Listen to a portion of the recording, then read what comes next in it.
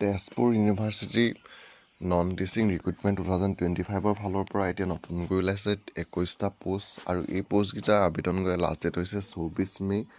2025লৈকে আপোনালোকে এই পদকেইটাৰ কাৰণে অনলাইন যোগে আবেদন কৰিব পাৰিব আৰু পদকেইটা ওলাইছে তেজপুৰ ইউনিভাৰ্চিটি ফালৰ পৰা আৰু এই পদকেইটা আপোনালোকৰ ইণ্টাৰনেল অডিট অফিচাৰ এডমিনিষ্ট্ৰেশ্যনৰ কাৰণে ওলাইছে এটা পোষ্ট এছিষ্টেণ্ট ৰেজিষ্ট্ৰেশ্যনৰ কাৰণে ওলাইছে আপোনালোকৰ ৰেজিষ্টাৰৰ কাৰণে ওলাইছে 4টা পোষ্ট টোটেল আপোনালোকৰ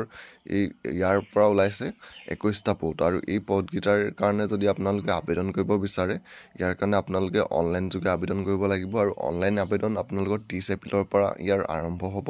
আৰু অনলাইন আবেদন কৰাৰ লাষ্ট ডেটটো হৈছে 24 মে 2025 টোত আপোনালোকে 30 এপ্ৰিলৰ পৰা এই পদকেইটাৰ কাৰণে 24 মে 2025লৈকে তেজপুৰ ইউনিভাৰ্চিটিৰ যোনটো অফিচিয়েল ৱেবছাইট আছে সেই ৱেবছাইটটোত গৈ আপোনালোকে এই পদকেইটাৰ কাৰণে আবেদন কৰিব পাৰিব